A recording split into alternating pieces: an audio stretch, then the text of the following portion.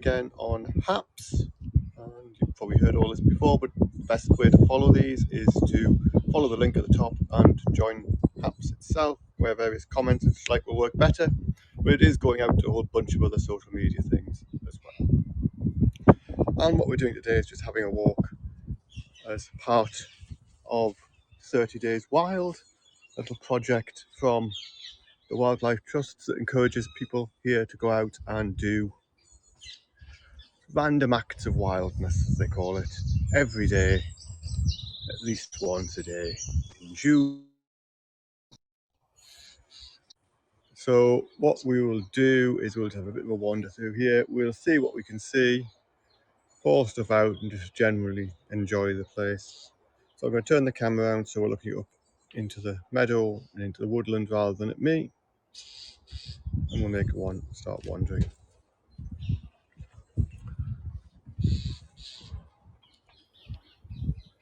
There's a herring gull flying overhead.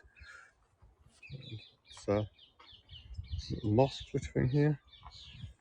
Let's see if we can get onto this. One of the crambid moths. I think that's garden grass veneer. Chrysocea crumella. A proper look. Well, we'll do it properly later. The ringneck parakeet shouting. So this is one of the meadows on the edge of the wood, which have unimproved grassland, a fairly high quality habitat. You see lots and lots of buttercups at the moment, of the yellow flowers. So they provide a nectar source for a variety of insects. If I see anything that's likely to sit around and show up on camera, we'll have a look at that. It's a nice sunny day, as you can see.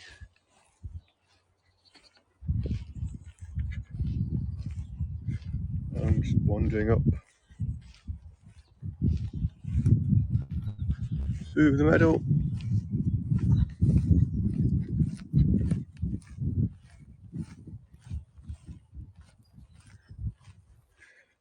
Here's a beetle. Is he going to focus on the beetle? It really doesn't want to focus on the insect, does it? There we go. One of the soldier beetle species just flown away. Well, I think HAPS needs to... It's clouded over where you are, Fiona. It's not quite as clear as it was before, but there's a bit of cloud, but it's not bad.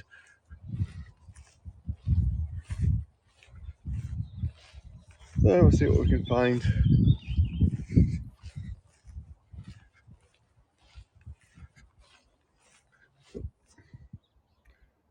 Burnet companion flying away, moth flying away. Things do tend to move around. It's very annoying when it comes to showing them on broadcasts.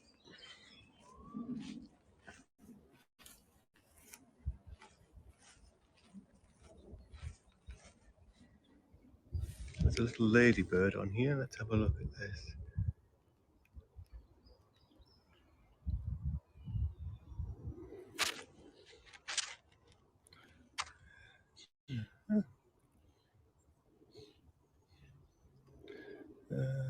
Which ladybird is it? I think that was a 14 spot ladybird, but I will review the video and check later before I submit the record anyway.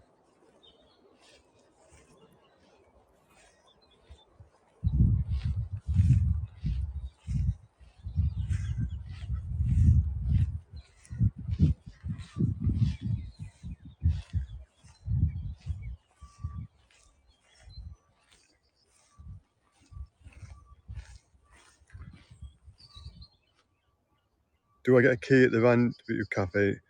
No, at the moment, Dehane, I'm not sure that the cafe is open, the library is not offering keys. So what we're doing at the moment is for our members, we have several open days, or several days every month, when members of society can come here and we'll be able to let them in, let them have a look around.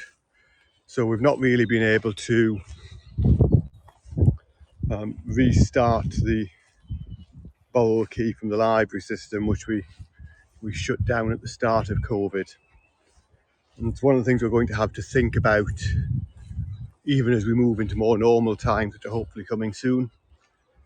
Because with the change to how the library operates, which is one of the places we loaned our keys, that's probably not going to work anymore this year. There's a damselfly here. Let's see if we can see the damselfly. We can see how to focus damselfly. It's a start. The camera really doesn't. No. Turn it around to look at me. That's no use. One of the things I think perhaps people might need to work on is a way of allowing you to control the camera's focus whilst on their app, because for doing this sort of thing, it's very difficult to get it to focus on insects and things close up. So anyway, so I was saying, we need to think a little bit about how we're going to allow access for our members in the future. If you're a member, watch the newsletter, and we will announce what our plans are once we've worked them out.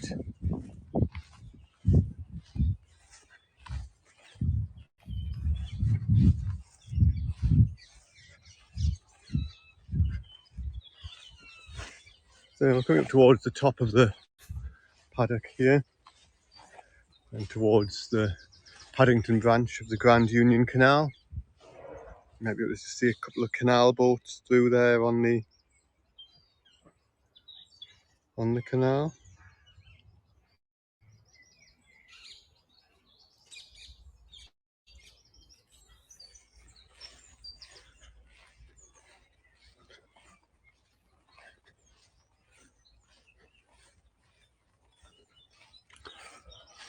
And we'll cut through into the woods now. I think Fiona jinxed it when she said it was getting cloudy where she is, because soon after that the sun went behind a cloud here and it got a bit dull. I'm going to blame Fiona anyway.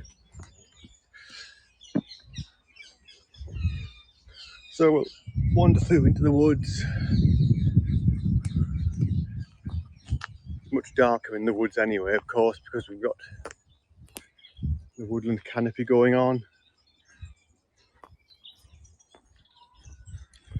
Got lots of nice fallen dead wood here that will just leave to gradually rot, and various fungi and insects and things will, over the course of years, consume this wood. As much as we can, we like to leave fallen dead wood, like to leave standing dead wood where we can.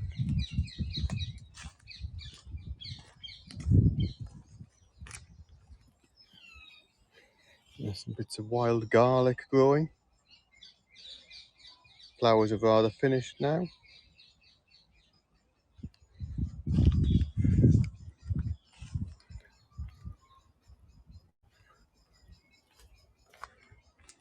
Great spotted woodpecker shouting away loudly. Probably the nearest thing you can hear are the ringneck parakeets though.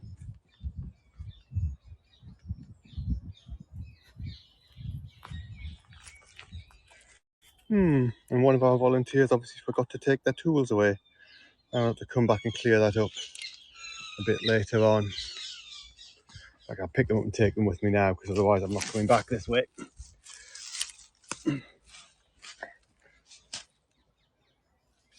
Yes, yeah, lots of people do make the wild garlic pesto out of that plant. We don't encourage people to collect stuff to forage from here, but there's plenty of places where you can collect it, and it does make very good pesto, I'm told.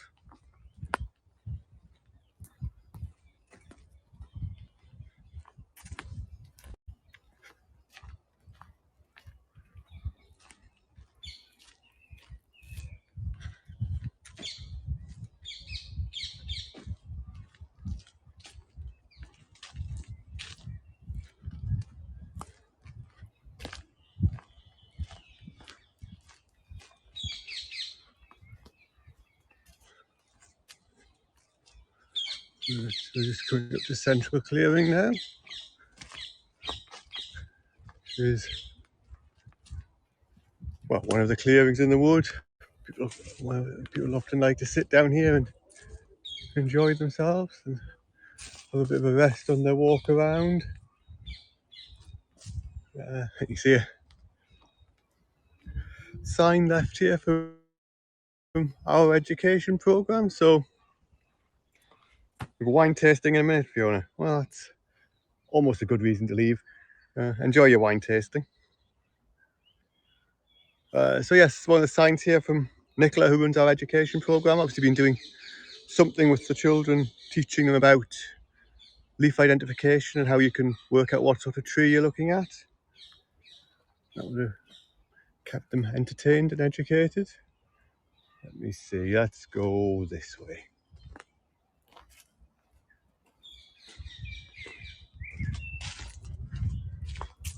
So we'll walk. I'm getting quite a poor signal. Seems to be rather poor in this bit of the wood, so I'll move on with a bit of pace to get somewhere where I might be able to see again.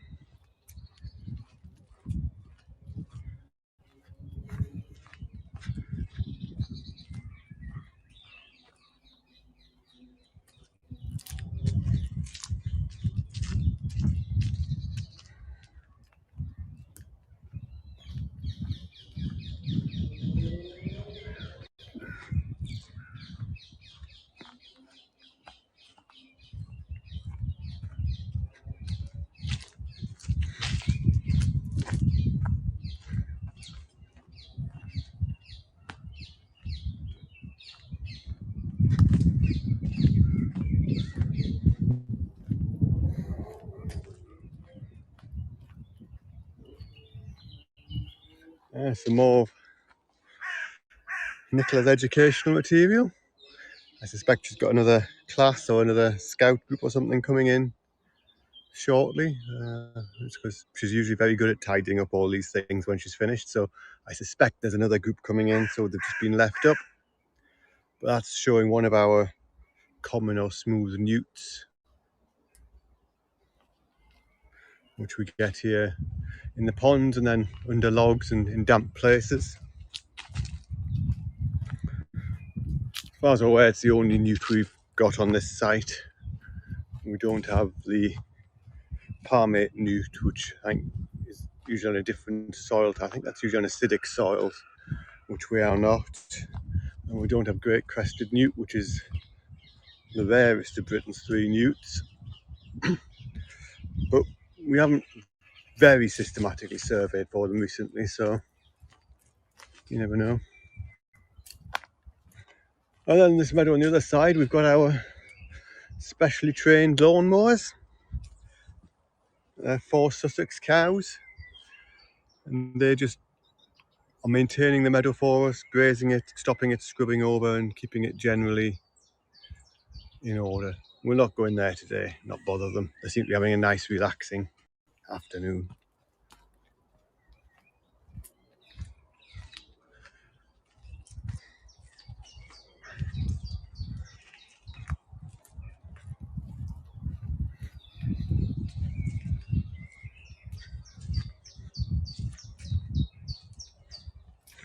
Chiff chaff calling away.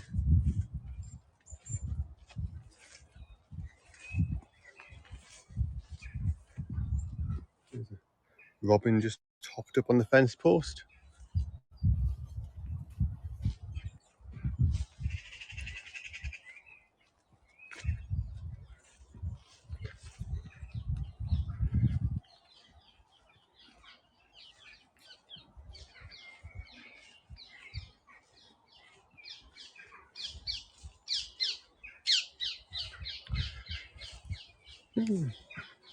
Just wander back into the woodland now.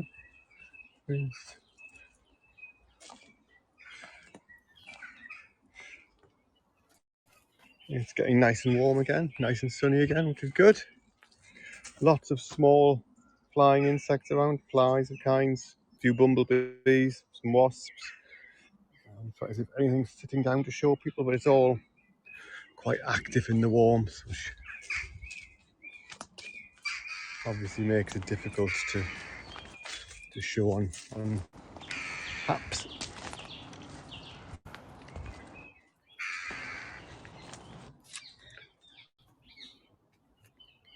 more dead wood. It's interesting habitat that it starts to rot.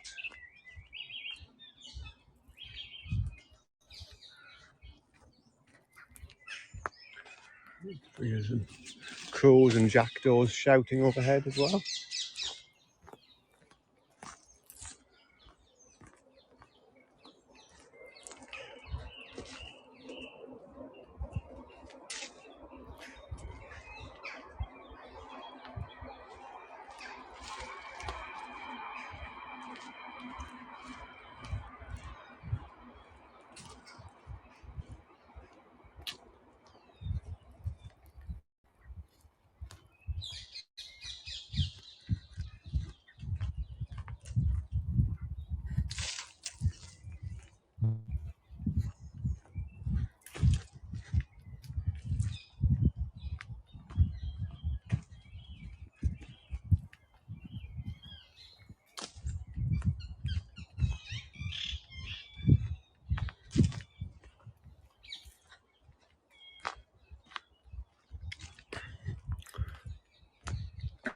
Again, you can see here a tree that's died, and one of the advantages of this being a fairly low levels of people visiting in a reserve that we control access to is we can leave a lot of standing dead wood like that. So that provides a nice habitat, and it can sort of just be left there. Keep an eye to make sure it's not going to fall down on the path and kill anyone every so often, but being able to leave that standing deadwood habitat is a really useful part of how we manage this reserve.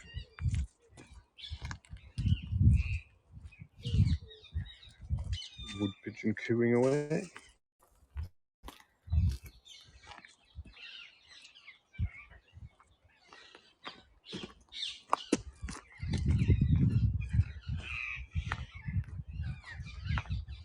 So we're largely looping back round to where we started now.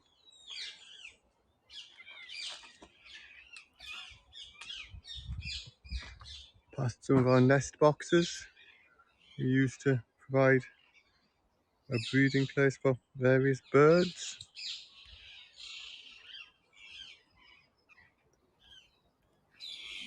Mainly blue tits and grey tits in those nest boxes.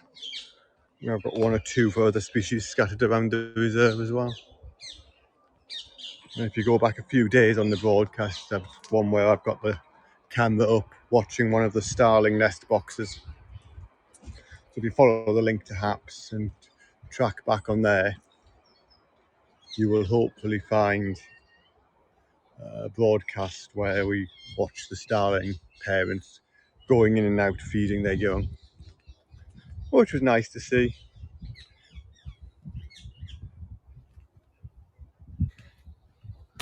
So we're largely heading back now towards the Bluebell Centre, which is sort of our visitor centre and classroom that in normal times, when you're allowed to gather indoors and go within 2 meters of other human beings, we use as an important part of what we do in the reserve to show people, teach people about this place, about the study of wildlife and so on. Being largely closed to pretty much everyone, but a very small number of us during the last year, unfortunately. But hopefully, sometime this year, we'll be able to get back to more normal modes of operation. So there we go. This is the Bluebell Centre. This is our main visitor centre. It's where we started this walk, so it's as good a place as any to stop. So anyway, this has been another broadcast as part of 30 Days Wild. Get out once a day in June, do something to engage with the natural world, the world around you. It's good for yourself, it's good for your well-being, it's good for the world if you make records and you let people know what you've been seeing, because that way we understand what's about a lot more. Right, I'm going to sign off there.